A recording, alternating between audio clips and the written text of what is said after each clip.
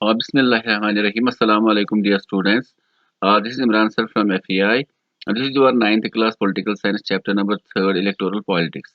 सबसे पहले हम देखेंगे electoral politics का meaning क्या है. तो electoral means an electoral system in which a set of rules that determine how elections are conducted and how their results are determined. तो politics के meaning है it is a system or set of activities that are associated with the governance. तो simply आपको याद क्या रखना है कि एक political system के अंदर में जो elections कंडक्ट होते हैं from announcement of the elections to the declaration of the result, जितने भी उसमें प्रोसेस होती है उन चीज़ों के बारे में आपको पढ़ना है, उन प्रोसेस के बारे में पढ़ना है। इसके अलावा इलेक्शंस कंडक्ट कौन कराते हैं इंडिया में, किस किस तरह के इलेक्शंस होते हैं इंडिया में, क्या ये फ्री एंड फेयर तरीके से होते हैं। इंशाल्लाह इस चैप्टर में हम ये सारी चीज़ें डिस्कस करेंगे।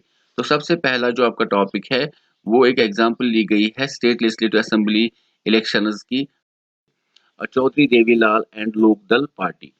कहा जाता है कि चौधरी देवीलाल सिंह एक अपोजिशन लीडर थे हरियाणा में, जिन्होंने एक मूवमेंट वहां पे लॉन्च किया, न्याय युद्ध, जिसकी मीनिंग है स्ट्रगल फॉर जस्टिस। उन्होंने एक पार्टी बनाई जिसका नाम रखा लोकदल। उसकी पार्टी में और कुछ जो अपोजिशन की पॉलिटिकल पार्टीज थी इनके साथ उन्होंने एसोसिएशन कर ली कांग्रेस के खिलाफ। तो इलेक्शन कैंपेन के दौरान ये लोगों के साथ प्रॉमिस करते हैं कि जो फार्मर्स और इसके अलावा एग्रीकल्चर लेबर्स और स्मॉल बिजनेसमैन ने वहां पे लोन्स लिए हैं, मैं वो सभी लोन्स माफ कराऊंगा जब मैं हुकूमत में आऊंगा। जब हमारी पार्टी जीतेगी तो सबसे पहले हम यही काम करेंगे। दूसरी तरफ लोग वहां पे काफी ज्यादा नाखुश थे एग्जिस्टिंग गवर्नमेंट के खिलाफ, वो आवाज उठा रहे थे क्योंकि वहां पे जो एग्जिस्टिंग गवर्नमेंट थी वो इंडियन नेशनल के बाद 1887 में स्टेट असेंबली इलेक्शंस होते हैं। तो लोक दल और उसकी जो एसोसिएट्स थे उन्होंने 76 सीटें या कॉन्स्टिट्यूएंसीज में जीत हासिल की आउट ऑफ 90। सिर्फ लोक दल की बात अगर हम करें तो उन्होंने 60 सीट्स हासिल की और कांग्रेस को काफी ज्यादा ह्यूमिलेशन का सामना करना पड़ा। उन्होंने सिर्फ 5 सीटें या 5 ही कॉन्स्टिट्यूएंसीज में जीत हासिल की। तो वहां पे जो एग्जिस्टिंग चीफ मिनिस्टर होते हैं वो रिजाइन करते हैं, उसके बाद चौधरी देवीलाल वहां पे हरियाणा के चीफ मिनिस्टर बनते हैं।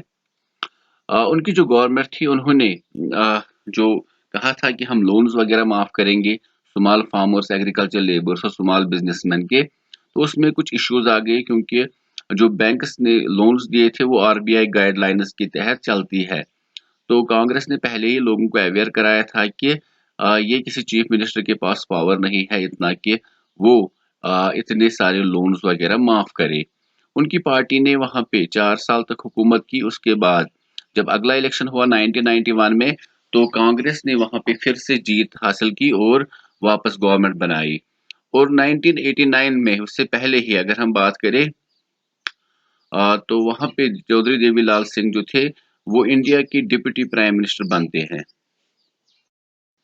Why do we need elections in democracy, तो हमें इलेक्शंस की जरूरत क्यों पड़ती है डेमोक्रेसी में। सबसे पहले हम देखते हैं इलेक्शंस होते क्या है। It is a mechanism in which the people can choose their representatives at regular intervals and change them if they wish to do so. This mechanism is called election. तो आपको सिंपली समझ में आया होगा कि इलेक्शन एक ऐसा process है जिसमें लोग अपने रिप्रेजेंटेटिव्स को चुनते हैं वोट डालकर, और अगर लोग चाहे तो वो किसी भी एग्जिस्टिंग जो लीडर वगैरह होता है उसको चेंज भी कर सकते हैं।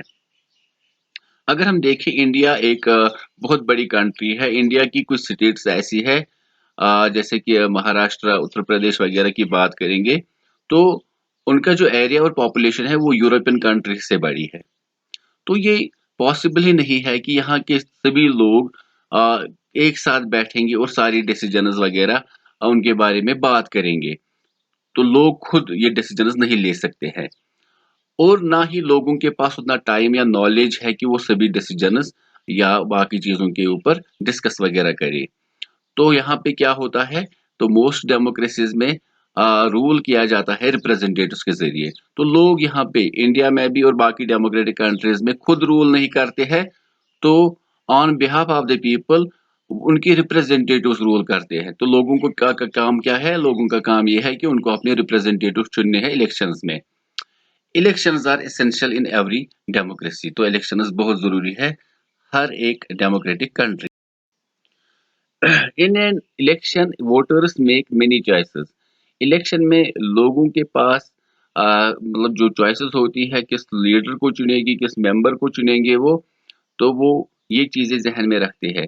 They can choose who will make laws for them. उसको वो चूज करे जो उनके लिए कल को लॉ बनाए। तो आपको पता ही है, पार्लियामेंट में जो मेंबर्स होते हैं या स्टेट लेजिस्लेटिव असेंबलीज में जो मेंबर्स होते हैं वो लोगों के लिए फिर लॉ बनाते हैं। They can choose who will form government and take major decisions. उस रिप्रेजेंटेटिव्स को चुनेंगे, उस पॉलिटिकल पार्टी को चुनेंगे जो कल को गवर्नमेंट बनाएगी और लोगों के लिए मेजर डिसीजंस लेंगी। They can choose the party whose policies will guide the government in law making.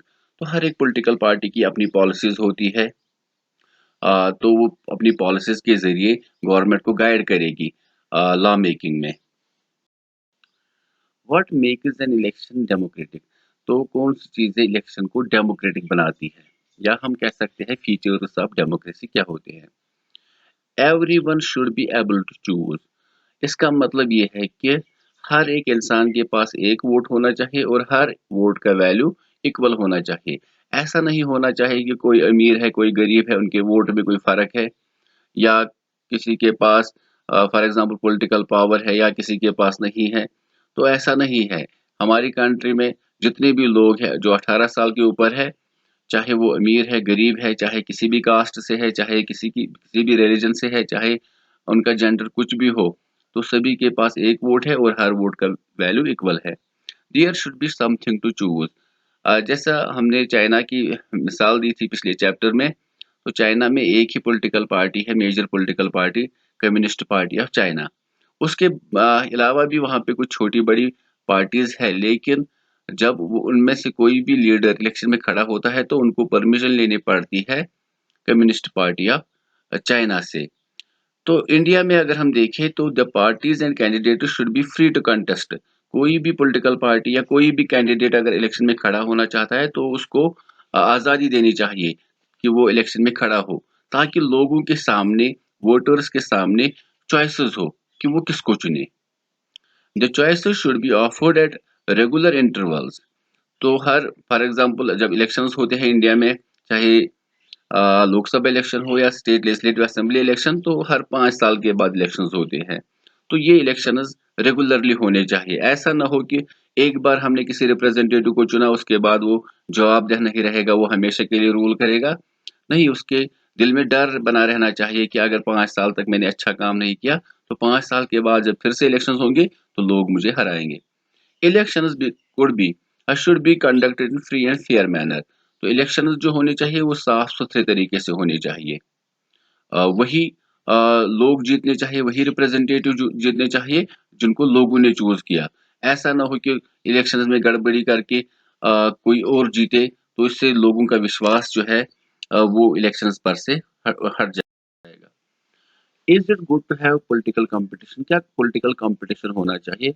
Competition यहाँ पे पॉलिटिक्स में बहुत लोगों के दरमियान होता है। सबसे पहले कंपटीशन होता है कैंडिडेट्स के बीच में एक पार्टी में कि किस किस कैंडिडेट को पार्टी टिकट मिले, कौन कौन सा कैंडिडेट इलेक्शन में खड़ा हो सकता है। Competition for top position in the party. जो टॉप लीडर्स होते हैं एक पॉलिटिकल पार्टी में उसको बोलते हैं कैबिनेट। तो उसके लिए भी लोगों के बीच कंपटीशन होता है। कंपटीशन अमंग पॉलिटिकल पार्टीज के बीच में भी कंपटीशन होता है। जब वो इलेक्शन में खड़े होते हैं तो सभी पॉलिटिकल पार्टी चाहती है कि मैं ही जीतूं। Competition between several candidates at the constituency level. Constituency जो एक टेरिटोरियल एरिया होता है जिसमें इलेक्शंस कंडक्ट होते हैं और हर एक पॉलिटिकल पार्टी का एक एक रिप्रेजेंटेटिव वहां पे खड़ा किया जाता है इलेक्शन में। तो उस कंस्टिट्यूएंसी में भी कंपटीशन होता है उनके कैंडिडेट्स के दरमियान। If there is no competition elections will become meaningless. अगर इलेक्शंस में कंपटीशन नहीं होगा तो इलेक्शंस मीनिंगलेस, पॉइंटलेस बन जाएंगे। तो यहाँ पे अब हम पढ़ेंगे merits and demerits of political competition. सबसे पहले demerits. It creates a sense of disunity. जब भी पॉलिटिकल कंपटीशन होता है, इलेक्शन नजदीक आते हैं, तो लोगों में या लोकेलिटी में डिसयूनिटी देखने को मिलती है। लोगों की राय एक दूसरे से जुदा होती है। और फंक्शनलिज्म, जो लोगों के बीच कंसेंसस होता है, एग्रीमेंट टू लिव टुगेदर, वो टूटने लगता है। जैसे कि हम देखते हैं कि हर एक गली में, हर एक लोकेलिटी में, सिटीज में, टाउन्स में डिफरेंट पीपल जो होते हैं, डिफरेंट पॉलिटिकल पार्टीज को वो सपोर्ट करने लगते हैं। ऐसा लगता है कि लोग अब यूनिटी में नहीं रहेंगे, अब वो बिखर चुके हैं, अब वो एक दूसरे का मुंह भी नहीं देखना चाहते हैं। Different political parties and leaders often put allegations against one another. तो हम देखते हैं कि बहुत सारी पॉलिटिकल पार्टी जो होती है वो एक दूसरे के ऊपर बहुत खतरनाक इल्जामात वगैरह लगाते हैं। Parties and candidates often use dirty tricks to win the elections। तो हम अक्सर देखते हैं कि सुनने में आता है कि इलेक्शंस में बहुत सारे कैंडिडेट्स और बहुत सारी पार्टीज ने जो है उन्होंने वहां पे फ्री एंड फेयर तरीके से इलेक्शंस नहीं कंडक्ट करने दिए। उन्होंने पैसे दिए वोटर्स को, उन्होंने धमकाया वोटर्स को कि हमें ही वोट डालो। ऐसी चीजें भी सुनने में आती है। Pressure to win electoral fights does not allow sensible long-term policies to be formulated। जब पॉलिटिकल कंपटीशन का इतना प्रेशर रहता है पॉलिटिकल पार्टीज पर, तो वो कुछ अलग पॉलिसीज मतलब वहां पे इम्प्लीमेंट नहीं करवा पाती या नहीं बना पाती, क्योंकि उन्हें डर हो लगता है कि अपोजिशन पॉलिटिकल पार्टीज को उछालेगी। अगर ये पॉलिसी कल को कामयाब नहीं हुई तो हम अगले इलेक्शन में नहीं जीतेंगे। तो ये प्रेशर की वजह से ये अच्छी चीजें भी नहीं कर पाते हैं।